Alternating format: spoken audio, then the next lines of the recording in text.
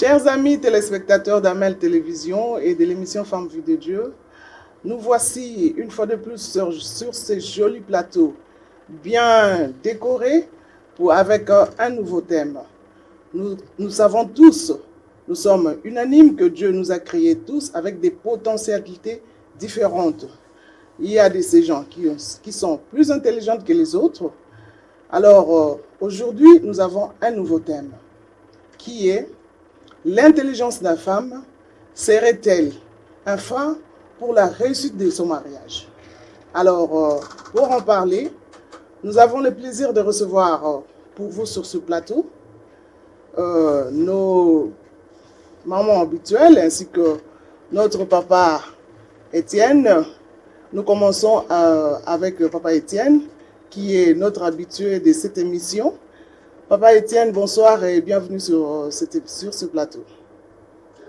Bonsoir à toutes les mamans qui êtes là ce soir pour parler de ce thème qui est à la fois très très délicat et surtout aussi qui va nous amener sûrement à comprendre beaucoup de choses.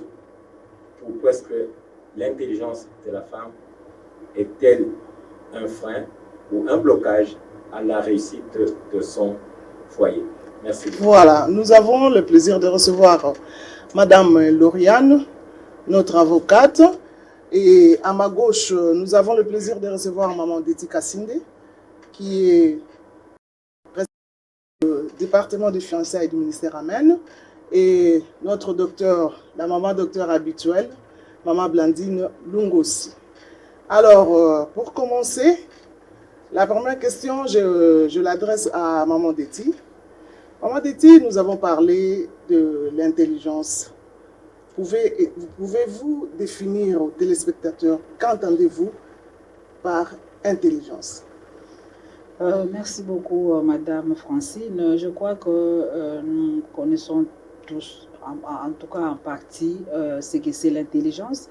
Je peux dire, parce que Larousse nous a déjà donné les définitions, je peux dire l'intelligence en soi, c'est une faculté souvent innée, la faculté qui est donnée à quelqu'un de comprendre et de donner un sens parfait et juste à un sujet. Ou carrément, on peut dire que c'est une capacité qui est donnée à une personne pour comprendre, pour analyser, pour critiquer la situation qui se présente devant soi. Je crois que c'est ça la définition que je peux donner au mot intelligence. Papa Étienne, vous avez la parole. Définissez un peu aux téléspectateurs qu'est-ce qu'est l'intelligence. Oui, juste pour compléter ce que Maman Deti dit, c'est que l'intelligence est la capacité de saisir, de comprendre, d'analyser chaque fait, de le mettre dans un contexte précis et surtout aussi d'apporter la solution ou la réponse qu'il faut au moment où il faut. Parce que lorsque une réponse n'est pas mise dans un contexte précis, à ce moment-là, on est un peu, disons, à côté. Donc, il faut que l'intelligence vous remette dans le contexte du problème et de donner la solution qu'il faut à ce problème. Oui, Maman Lauriane, nous avons dit, est-ce que la femme intelligente, cette intelligence peut constituer un frein pour la réussite de son mariage? Alors, de la même manière que Papa Étienne et Maman Blandine, Maman Deti ont défini l'intelligence, est-ce que vous pouvez définir aussi pour nous la réussite? Qu'attendez-vous par réussite? Au vrai sens du mot, pas seulement la réussite du mariage, mais la réussite elle-même. C'est quoi la réussite? Merci Madame Francine pour la parole. Moi je pense que la réussite, prenons ça comme un résultat par rapport à une situation, par rapport à un problème. Moi je pense qu'en des termes assez simples, pour ne pas trop tirer les choses en longueur, je pense que la réussite c'est juste ce résultat favorable-là qu'on attend voir par rapport à un problème ou par rapport à une situation donnée. Maman Blandine. Quelque chose à ajouter? C'est quoi la réussite pour vous? Naturellement, maman Francine, merci pour la parole. Mais j'aimerais quand même compléter la définition de l'intelligence selon ce que a dit papa Étienne et maman Diti. Ben pour moi, je vais compléter en disant que l'intelligence, c'est la faculté ou la capacité d'une personne de porter un jugement rapide et raisonnable devant une situation. Lorsqu'on peut comprendre une situation, comme le dit papa Étienne, dans un contexte donné, lorsqu'on peut vraiment porter un jugement rapide et raisonnable et s'adapter à la situation qui est en face de soi. C'est ça l'intelligence. Alors, la réussite, c'est lorsqu'on atteint ses objectifs. Je suis dans des objectifs pour un problème donné, pour un travail donné, d'accord, pour un projet donné. Voici mes objectifs à court terme et à long terme. Lorsque je les atteins, ben, je réussis. C'est ça la réussite pour moi. Voilà, maman. Lorsque vous atteignez les résultats escomptés, c'est-à-dire que vous avez réussi. Maintenant, là, nous sommes en train de parler de la réussite du mariage. Pour vous, c'est quoi un mariage réussi? Est-ce que c'est un mariage là où il y a beaucoup d'argent? Est-ce que c'est un mariage où monsieur et madame sont en harmonie? Ou qu'attendez-vous par un mariage réussi? Ben, maman Francine, j'aimerais d'abord revenir sur le mariage en soi. Le mariage, c'est une institution divine, régie par Dieu, par la parole de Dieu. Dieu a institué le mariage pour que deux personnes vivent ensemble. L'homme qui est le chef de la femme et la femme qui est l'être semblable à l'homme s'épanouissent. Nous allons au mariage pour s'épanouir. Nous allons au mariage pour vivre une vie équilibrée. Nous allons au mariage aussi pour se multiplier. Donc si j'atteins mes objectifs, si l'homme et la femme sont épanouis, c'est une réussite. L'épanouissement, c'est dans plusieurs domaines. C'est dans plusieurs domaines. Si nous vivons un mariage où nous sommes en bonne santé, où Dieu nous bénit, nous avons des enfants, où nous évoluons sur le plan économique, financier, très bien, c'est une réussite. Ça englobe plusieurs domaines en bon français. Papa Étienne, un mariage réussi pour vous, c'est quoi concrètement un mariage réussi? Pour moi, ou pour nous chrétiens, un mariage réussi, c'est là où les deux esprits, l'esprit de l'homme et l'esprit de la femme, marchent ensemble.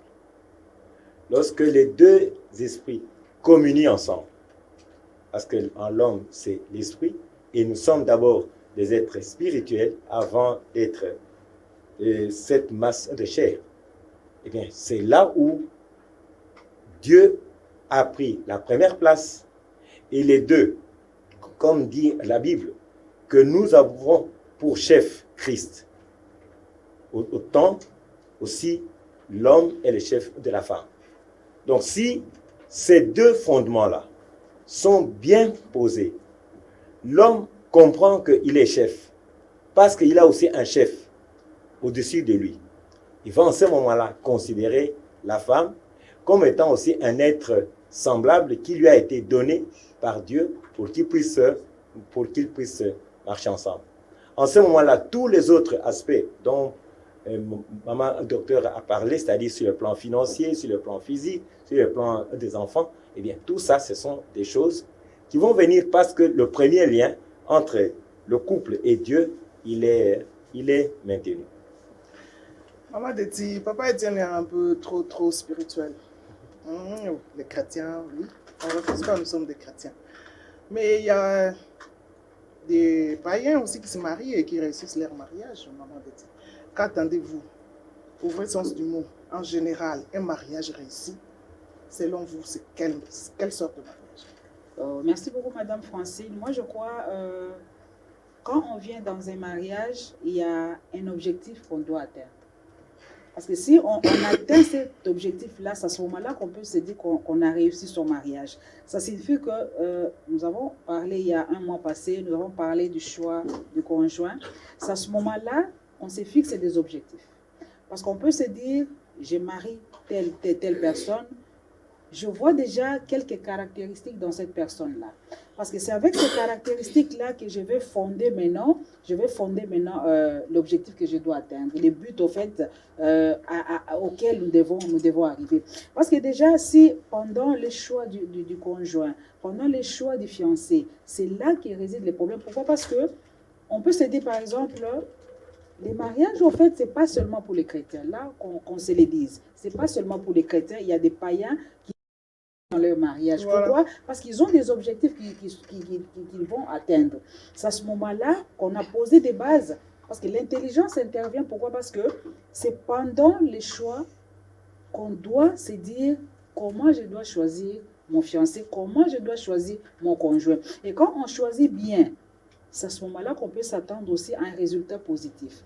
Parce que si le résultat est trop négatif, on ne peut pas parler d'un mariage réussi. Mais par contre, si on a bien posé les bases, du mariage, c'est à ce moment-là qu'à un moment donné, après 10, 15, 3, 5 ans, ça dépend de comment le Seigneur va vous orienter, c'est à ce moment-là qu'on peut se dire qu'on a atteint les objectifs et qu'on a réussi son mariage. Mais si on n'a pas atteint les objectifs, si on n'a pas satisfait les désidératas qu'on avait avant les mariages, je vais me dire qu'on n'a pas atteint son mariage. Si on a fait les mauvais choix, si on ne sait pas quel objectif on pouvait atteindre, à un moment donné, on peut se dire c'est vraiment un échec total.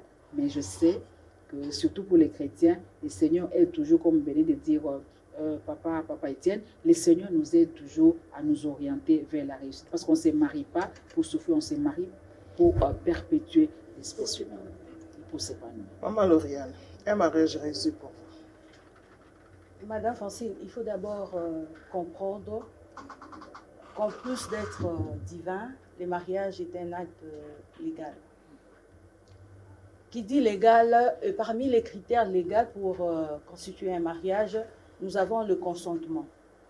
Moi, je pense que la réussite du mariage, parlant du consentement, ce consentement-là ne doit pas seulement se limiter au niveau peut-être de la commune ou au niveau de l'église. On s'est dit oui. Je pense que ce consentement-là doit nous accompagner jusque dans le mariage.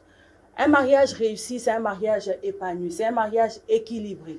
C'est un mariage où on sait se respecter mutuellement. C'est un mariage où on sait tenir compte de la vie de l'autre aussi. Donc, il y a beaucoup de critères qui entrent en jeu par rapport à ça pour définir un mariage réussi. Mais je crois que c'est ce mariage-là où le climat est bon, où il fait bon vivre. Parce qu'il faut dire, Madame Francine, on se marie pour rendre heureux. On se marie pour le bonheur de l'autre. Alors moi, je pense que, partant de cette définition-là, un mariage réussi, c'est un mariage où il y a le bonheur mutuel. Et puisque nous sommes chrétiens, ça, nous ne pouvons pas omettre ça. Un mariage réussi, c'est ce mariage-là qui a le soubassement, qui est assis sur la parole de Dieu. Un mariage reçu, c'est ce mariage qui est assis sur la parole de Dieu. Nous avons défini ce que c'est l'intelligence.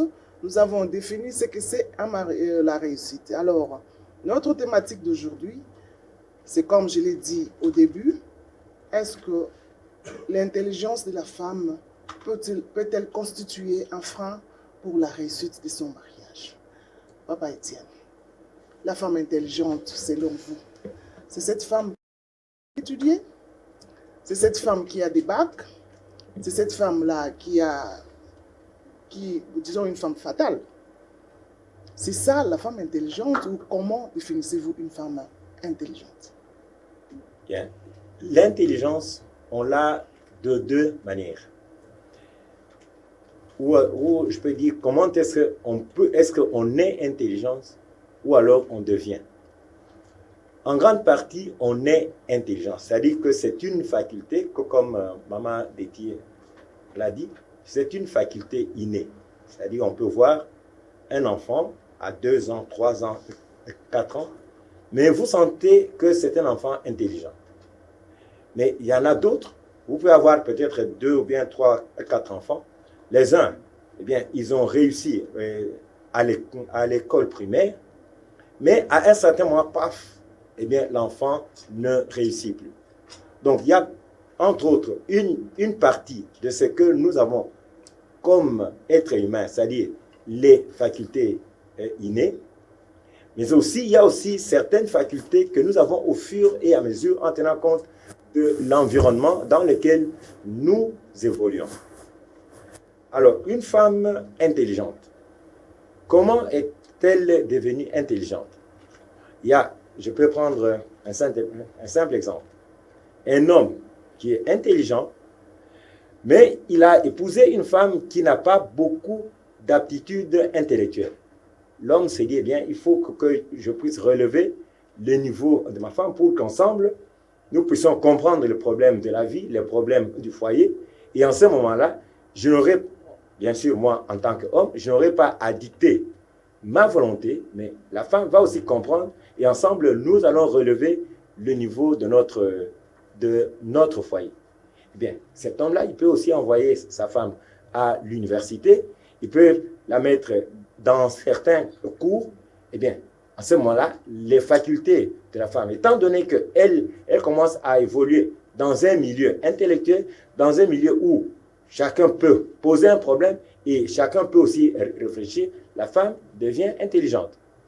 Bien sûr qu'en ce moment-là, elle n'aura pas de grands diplômes, mais au moins sa faculté de réfléchir va être améliorée. Mais maintenant, le problème, c'est que l'homme qui a aidé la femme à relever son niveau intellectuel peut à un certain moment comprendre que la femme, devenue intelligente, ayant atteint un certain niveau, commence à minimiser l'homme. À ce moment-là, les fondamentaux du mariage, tels que nous l'avons dit ici, les équilibres seront rompus. Les niveaux de réussite, eh bien, on ne pourra plus atteindre. Eh bien, les problèmes vont commencer jusqu'à ce que le niveau atteint par ce foyer va commencer à chuter. Donc, cela dépend de la manière dont le couple comprend maintenant qu'il y a un changement de vie. Comment est-ce qu'ils vont s'adapter à cela? Voilà, Maman Deti. En suivant, Papa Étienne, je comprends que l'intelligence rime avec les études. C'est ce que j'ai compris. Je ne sais pas si j'ai mal compris. Qu'est-ce que vous en pensez? Merci beaucoup, Madame Francine. Moi, je crois que nous avons défini l'intelligence comme une capacité innée. Parce que quand Papa était en train de parler, moi, j'avais vu plus les niveaux intellectuels qui interviennent à cette femme-là qui était déjà intelligente. C'est ça le problème. Parce que si nous devons prendre l'exemple de nos mamans, à l'époque déjà, elles n'ont pas vraiment étudié. Mais c'était des femmes sages qui avaient la capacité de tenir les mariages même à bas âge. C'est ça le problème. Mais moi, je pourrais dire, par exemple, la femme intelligente, c'est cette femme-là qui est plus rationnelle. Elle est vraiment rationnelle devant un problème. Elle a le temps de placer les problèmes sur la table et on discute. Elle est rationnelle, elle n'est pas émotionnelle. Parce que si vous êtes émotionnel, là, vous mettez vos sentiments, vous mettez vos émotions, et là, vous gâchez, vous devenez... Mais la femme intelligente, c'est cette femme-là qui est très rationnelle, et devant chaque situation, elle veut d'abord connaître tous les contours de la situation, et elle sait maintenant comment agir par rapport à ces situations qui se présentent devant elle. Même dans les mariages, elle prend son intelligence, elle met ça à profit. Parce que je sais que, je suis devant Papa Étienne, je sais que les hommes ont besoin de femmes intelligentes. Ça, qu'on se le dise. Parce qu'une femme intelligente, c'est déjà une partie de la solution dans le couple. Cette femme-là qui est intelligente, parce qu'elle met de sa connaissance dans tout ce que vous aurez comme problème. Elle met de sa bonne volonté dans tout ce que vous aurez comme problème. Mais je crois que ça pourrait devenir un frein dans les cas où la femme maintenant veut que le monde marche selon elle. Là, on va y arriver, Maman Deti. On va y arriver parce que apparemment vous m'anticipez un peu. Okay. Maman Lauriane, nous avons 2 sons de cloche. 2 sons de cloche. Papa Étienne, enfin, selon ma compréhension, Étienne dit que l'intelligence rime avec les études. Et Maman Deti a un peu... C'est quelque chose d'inné. Même si on n'a pas étudié, on peut aussi être intelligente. Alors, si vous avez un autre son de cloche, dites-nous, maman. Madame Francine, l'intelligence est différente de l'intellectualisme. Parce que l'intelligence, maman vient de le dire, l'intelligence est innée. Les études font appel au concept que nous appelons l'intellectualisme. C'est par là que passent les études. Pour être appelé intellectuel, il faut passer par les études. Il faut avoir une certaine qualification universitaire, avoir un titre académique. C'est là qu'on est intellectuel. Or, l'intelligence, on peut être intelligente, oui, les études sont importantes parce que, vous savez, si on ne vous apprend pas ce que vous êtes ou ce que vous avez en vous, ça sera difficile pour vous de mettre en, fait, en valeur vos potentiels. Donc là, maintenant, les études viennent comme pour faire découvrir à la personne ce qu'elle est ou ce qu'elle a comme atout. Mais déjà, la personne est intelligente. On ne refuse pas, les études peuvent ajouter à ce que nous avons comme intelligence. Mais moi, je pense que l'intelligence est innée. C'est différent de l'intellectualisme. Blandine, l'intelligence est différente de l'intellectualisme. L'intelligence, c'est la sagesse. Je ne sais pas, expliquez-nous un peu. Ah ben, je suis d'accord avec maman Lauriane. L'intelligence est une vertu. En fait, l'intelligence, c'est un terrain. On est intelligent. Et cette intelligence est influencée par l'environnement. Papa, Étienne l'a dit, vous avez des enfants, l'un peut être plus intelligent que l'autre. De l'environnement d'où sort l'enfant. Cela dépend de l'environnement. L'intelligence de l'environnement familial, elle va dépendre de l'éducation que l'enfant a eue, que ce soit un homme ou une femme. Elle va dépendre aussi des disponibilités, des ressources d'apprentissage que l'enfant a eues, les opportunités qu'il a eues dans la vie, qui fera de lui plus intelligent que les autres. Mais c'est une faculté, comme on l'a dit, de porter un jugement, de comprendre les choses, de connaître les choses. C'est un terrain. Sur ce terrain vient se développer la science. C'est là qu'on évolue vers l'intellectualisme. On devient intellectuel dans un domaine précis, dans la santé, dans l'économie, dans les sciences sociales. Donc c'est un terrain où nous venons, et même Platon, les philosophes grecs l'a dit, que l'intelligence est une activité sur laquelle va se développer la science. Donc la femme est intelligente parce qu'elle est née intelligente et l'environnement l'a offert des opportunités pour accroître cette intelligence. L'intellectualisme, lorsqu'on se dirige vers des formations, et là, on n'est pas intellectuel dans tous les domaines. Je suis intellectuel dans le domaine de santé. Elle est intellectuelle dans le domaine de juridiction, de droit.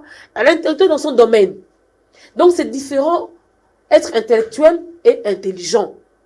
L'intelligence, c'est quelque chose d'inné. L'intelligence, c'est la capacité de comprendre et de s'adapter. Maman Détié a dit une très bonne chose. La femme intelligente est celle qui comprend les situations et s'adapte. Elle cherche à parler avec l'homme. Enfin, lorsque nous allons au mariage, nous n'allons pas au mariage en compétition avec l'homme. Nous allons pour soutenir l'homme. Nous allons pour compléter l'homme. Donc, voilà, maman Francine, la Bible nous dit que Dieu a vu qu'il n'était pas bon que l'homme soit seul. Et Dieu a décidé que Dieu a décidé de trouver pour l'homme une aide semblable. La femme est la personne qui ressemble à l'homme. La femme vient entrer dans la vie de l'homme pour compléter l'homme, pour aider l'homme. Et ce n'est pas pour rien, maman Francine, que Dieu a tiré la femme de l'homme en utilisant un tissu osseux, un tissu spécial. L'os, c'est l'endurance. L'os, c'est l'endurance. C'est quelque chose qui persiste. C'est quelque chose qui montre la force. La femme intelligente apporte son intelligence dans le foyer comme un des atouts de son bagage. Je viens dans les mariages, non seulement avec mon sexe, ma silhouette, mais avec l'intelligence que j'ai développée venant de mon environnement, avec les vertus que j'ai eues durant mon parcours. Donc l'intelligence de la femme, idéalement, ne doit pas déranger l'homme.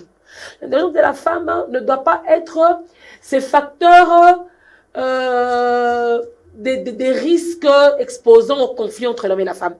L'intelligence de la femme, c'est un atout, c'est un bénéfice pour la vie du couple. C'est un facteur de réussite pour le mariage.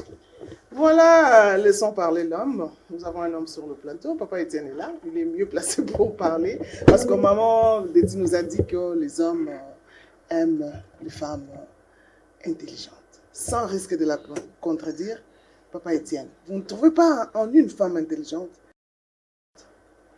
En principe, non, parce que autant Dieu a trouvé qu'il n'était pas bon que l'homme soit seul, autant c'est effectivement que l'homme se sent seul lorsqu'il réfléchit seul.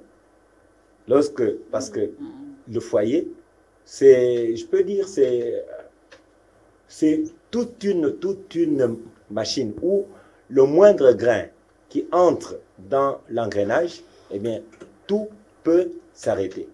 Et lorsque l'homme est seul à résoudre tout, à un certain moment, il va se fatiguer. Il est surchargé. C'est comme ça que Dieu a prévu une femme, un être, pour l'aider. Donc, en principe, l'homme ne peut pas trouver dans la femme une concurrente. Au contraire, l'homme se sent à l'aise lorsqu'il a à côté de lui une personne qui prend en charge.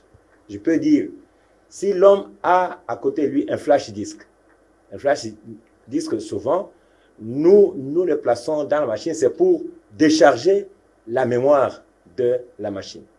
Donc, un homme qui a une femme intelligente, eh bien, il sera très content parce que la plupart des problèmes, la femme va agir comme le Premier ministre dans ce gouvernement, et l'homme, il est le président de la République, donc chacun a ses attributions. Alors, imaginez que si l'homme doit se mettre à tout faire, alors qu'il a une femme qui ne réfléchit pas, qui attend toujours des solutions toutes faites, en ce moment-là, le président sera surchargé. Donc, l'homme est très content lorsqu'il a une femme intelligente. Mais maintenant, pourquoi est-ce qu'il peut ne plus être intelligent? Là, ce sera une autre paire de manches. Voilà. Maman Dédi, tout à l'heure, j'ai dit que vous m'aviez anticipé. Femme première ministre, femme flash disque. Ouais, mon Dieu, mon Dieu, mon Dieu. Quand est-ce que l'intelligence de la femme peut constituer un frein pour la réussite de son mariage? Merci beaucoup, Madame Francine. Je crois que j'ai rejoint papa Étienne quand il parle de la femme comme Premier ministre, chef du gouvernement, parce que vous savez, dans un pays, il y a un président, mais il faut que le Premier ministre exerce aussi les pouvoirs que le président lui a donnés. Parce que si déjà le président est tellement élevé et qu'à côté de lui, il y a un Premier ministre trop bas, là, ce serait un problème.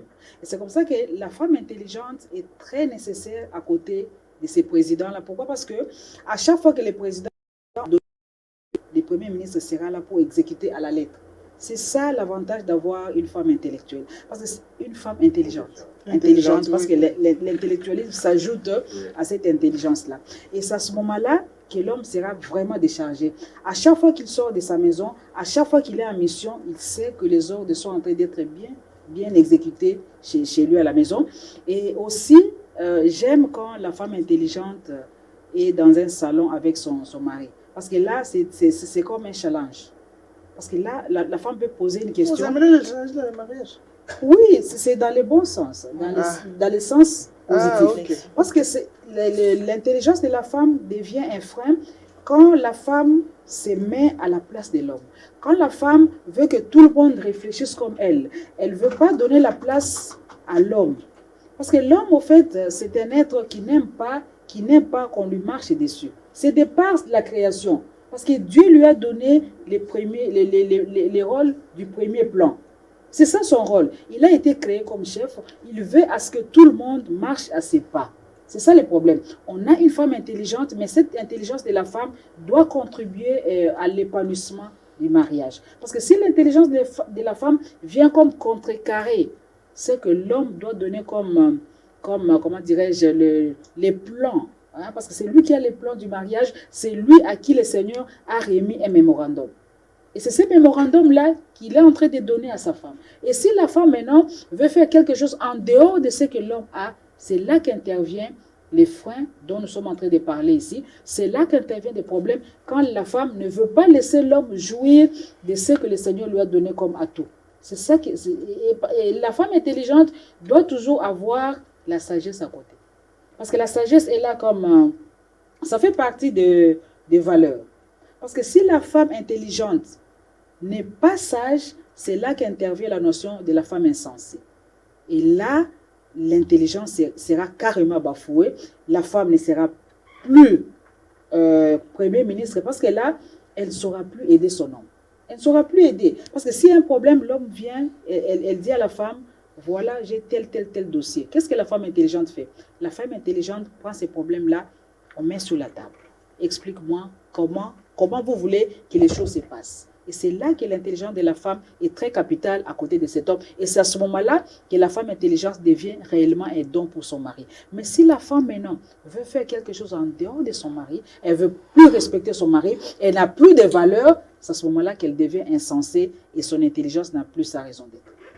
Maman Deti a parlé du point positif de la femme.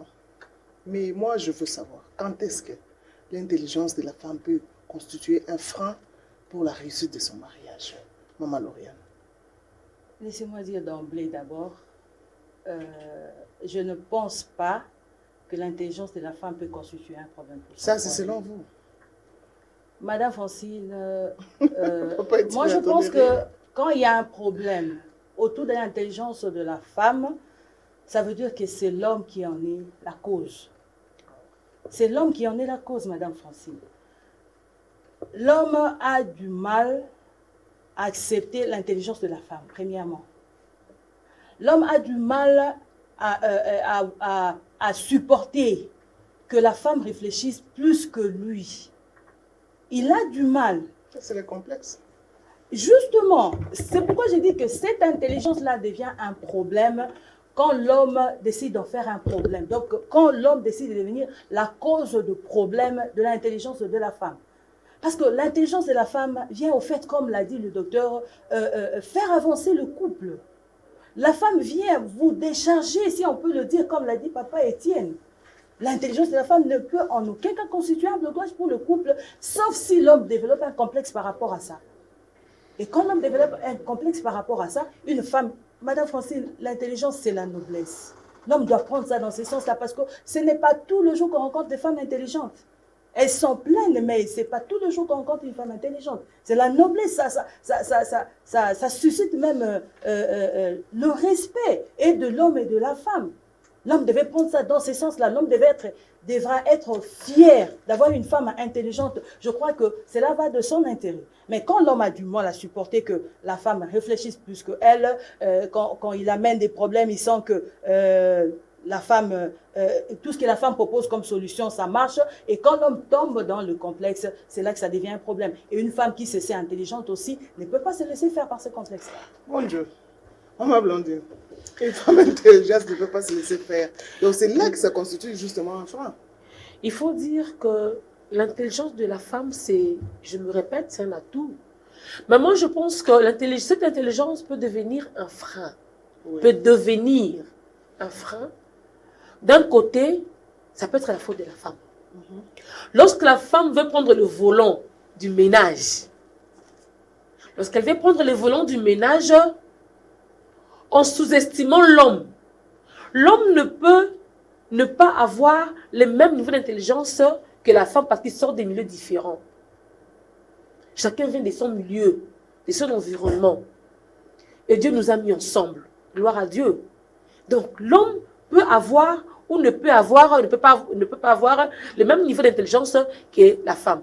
Mais lorsque celle-ci veut prendre le volant, sous-estimant l'homme, parce qu'elle sent qu'elle est plus intelligente que l'homme, c'est là que commence le problème. L'homme, dans son originalité, dans sa nature, n'accepte pas que la femme le piétine. Ah non. Parce que la Bible dit que l'homme est le chef de la femme. La femme, quelle que soit l'intelligence qu'elle peut avoir, doit garder sa bande.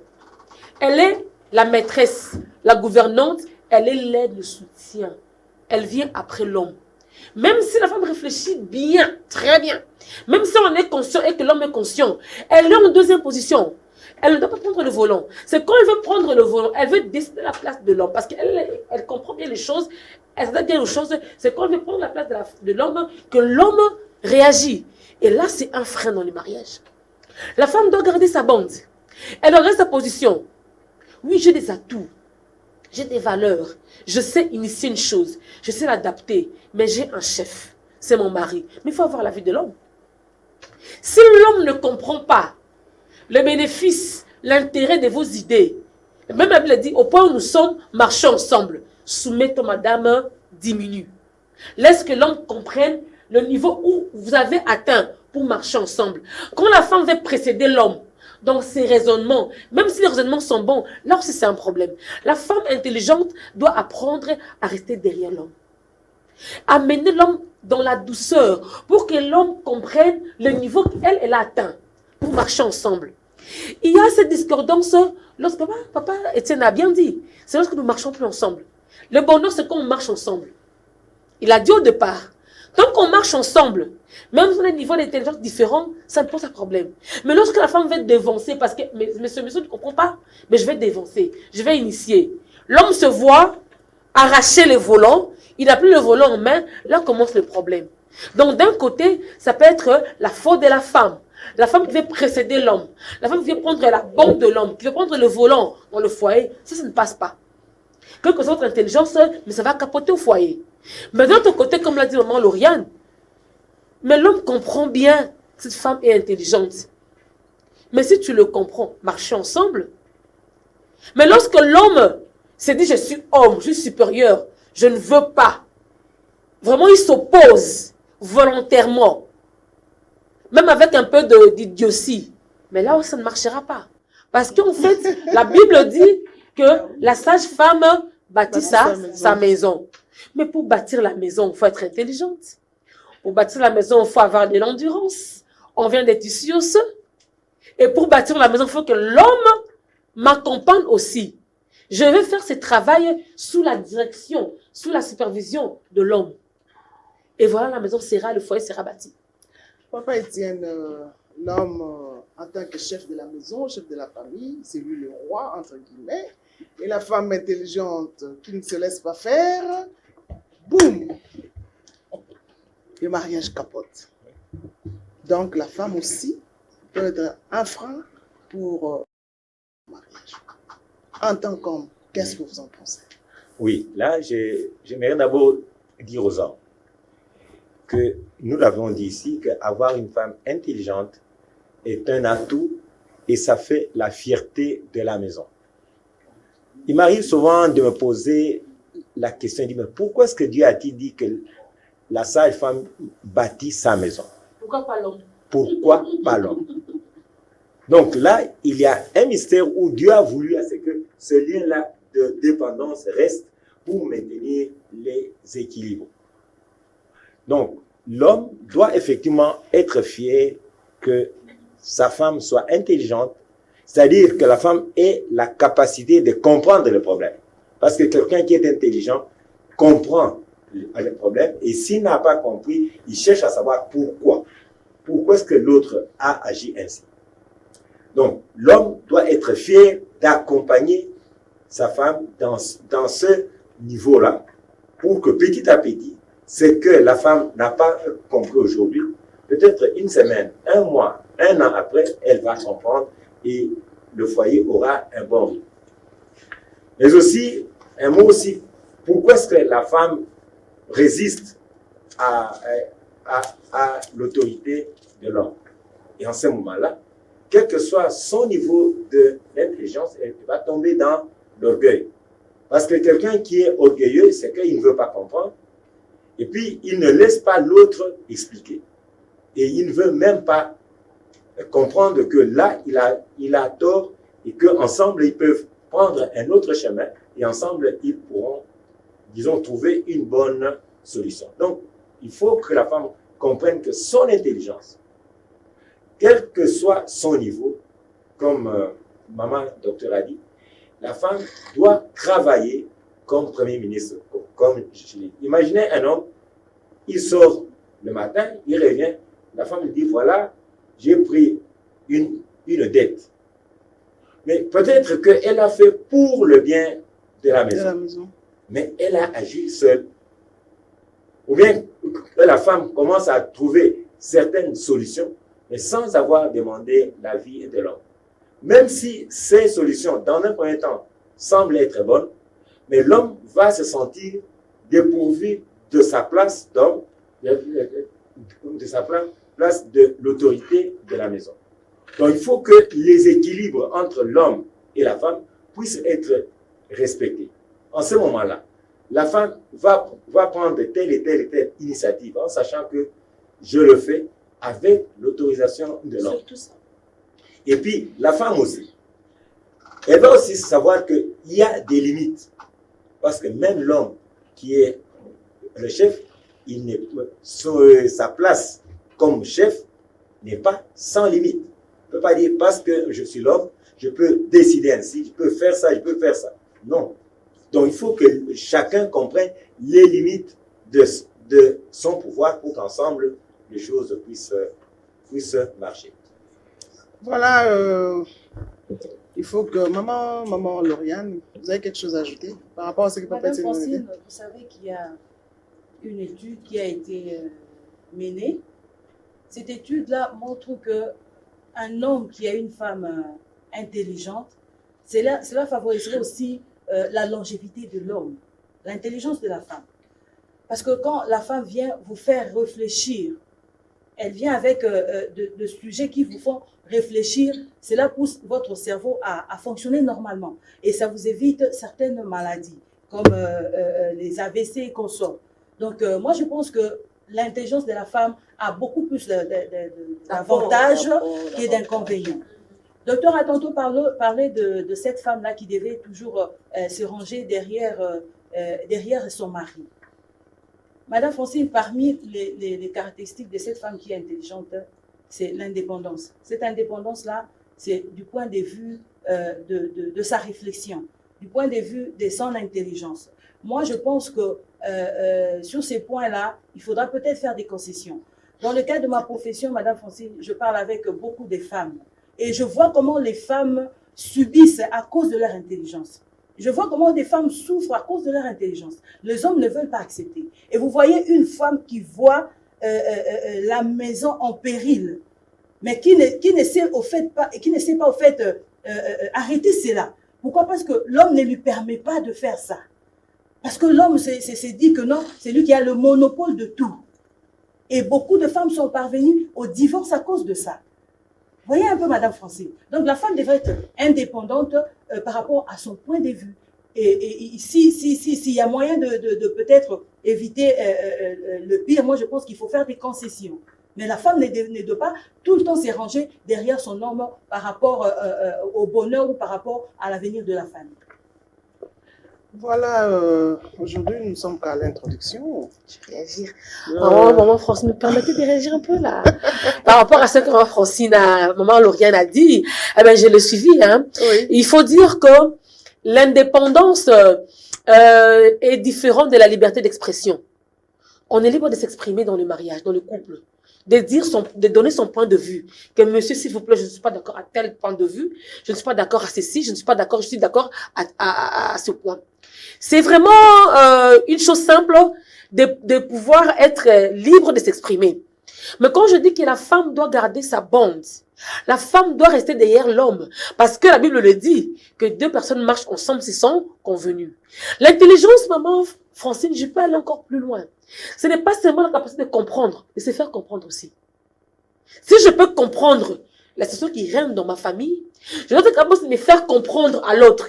Il doit arriver à me comprendre. Mais si l'homme est lent à me comprendre, parce que son niveau ne me le permet pas pour l'instant, mais je dois user de patience. Je dois patienter, attendre que l'homme arrive à un niveau de me comprendre.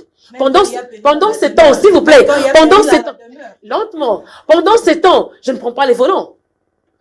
Mais Dieu au contrôle. Dieu au contrôle. Nous parlons de la femme mariée, nous parlons du mariage qui nous soit divine. Dieu au contrôle. Lorsque moi je comprends une situation et que mon mari n'a pas encore compris, je dois me faire comprendre. Mais il faut laisser le temps au temps. permettre à l'homme d'atteindre un niveau pour me comprendre. si Et pour nous pas- marcher ensemble. monsieur Pendant n'arrive pas- ce temps-là, je reste soumise derrière l'homme. Je reste soumise derrière l'homme. Au moins, Dieu sait que cet homme, cette femme n'a pas quitté sa position. Mais Au si moins, vous Dieu attendez sait que des années, je n'ai des pas... années, mais l'homme n'arrive pas à votre niveau. Non, Vous j'ai bien continuez dit, toujours à j'ai attendre. bien dit que Dieu, Dieu est au contrôle. Mais si l'homme ne me comprend pas, C'est pas tout le monde qui mais peut. si l'homme ne me comprend pas, il y a une autre option, les genoux. Les genoux. C'est ce que Je je vais dis, c'est pas revenir, tout le monde s'il qui vous plaît, peut. maman Francine. C'est pas Je tout le vais monde revenir, qui s'il vous plaît, peut. maman Francine. Je reviendrai à celui qui a institué le mariage. Dieu. Mais si tu ne pries pas. Je peux Il y a revenir. des athées qui Ah ben là, existent. comme dit, si tu ne pries pas. Mais c'est là le problème. Si on n'est pas chrétienne, on ne comprend pas ces choses. C'est là que la femme cherche à prendre le volant. C'est là que la femme cherche à dévancer l'homme. Pour le bien du ménage, du foyer, mais ça capote.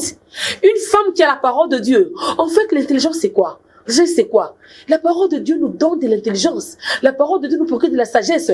La parole de Dieu, si l'homme ne sait pas me comprendre, je vais aller toquer celui qui a institué les mariages. Seigneur, cet homme ne me comprend pas. Fais-en qu'il comprenne le niveau où moi j'atteins. Mais pendant ce temps-là, je ne me rebelle pas. Pendant ce temps-là, je ne prends pas ma direction. Pendant ce temps-là, je reste soumise à l'homme. Ok, maman Et là, nous Blandine. restons dans la parole de Dieu. Maman Blandine, on Ah va ben y oui. revenir, on va y revenir. Maman, excusez-moi, madame Francine. Maman, comme ça, vous en que- profitez aussi pour dire votre dernier mot. moi, je crois que nous devons parler, nous devons être pragmatiques. Parce que c'est vrai, il y a un volet où il y a les mariages par les couples qui prient. Mais là, nous sommes dans un domaine où on met un peu les chrétiens, s'il faut le dire entre parenthèses, mais nous prenons les faits qui se présentent devant nous. Il y a des moments où il y a des choses qui se passent dans des couples. C'est vrai, vous voyez une situation où vous vous dites, nous sommes en train d'aller tout droit vers le mur. Nous allons nous cogner. Nous allons nous cogner dans 5 ou 10 minutes. C'est vrai, on prend la patience. Mais la patience peut faire 2-3 ans. Mais dans l'entretemps, vous êtes déjà au bord de la faillite. Qu'est-ce qu'on doit faire? On doit continuer à attendre? Je ne pense pas. Parce que, comme madame Lauriane venait de le dire, à ce moment-là, on doit laisser la femme indépendante. S'il faut Prendre le le dire. volant. On ne prend pas les volants, mais on agit. Voilà, mesdames, la télé, c'est le temps. Je sais que c'est tellement passionnant. On va y revenir prochainement. En 1 minute, maman Blandine. En 1 minute, maman Lauriane, vous pouvez nous dire votre dernier mot pour l'émission de jeu, parce que là, on est qu'à l'introduction. On n'en a pas fini avec lui. Et je vais m'adresser aux femmes. Vous vous reconnaissez intelligente. Vous avez eu à résoudre beaucoup de problèmes de votre couple. Vous vous sentez assez mature.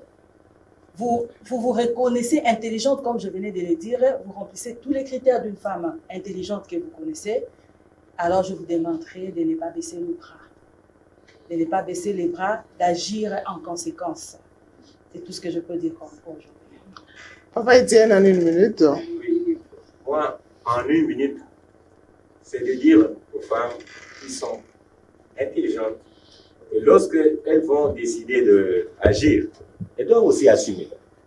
Parce que lorsque vous pensez que l'autre ne vous a pas compris et que vous cherchez à prendre le volant, alors en ce moment-là, il faudra s'attendre à peut-être à des choses qui seront pires que le problème lui-même. Donc, il faut savoir être responsable et alors assumer. Maman. Voilà, fidèles téléspectateurs, l'émission d'aujourd'hui a été très très chaud. Ça se sent déjà que c'est quelque chose qui va vous intéresser. Alors, nous attendons vos appels, nous attendons vos messages à ces numéros qui vont apparaître sur vos petits écrans. Aujourd'hui, c'était que l'introduction et on se retrouve la semaine prochaine sur ce même plateau, sur cette même chaîne Amen Télévision, la télé autrement. Bonsoir chez vous. Bonsoir.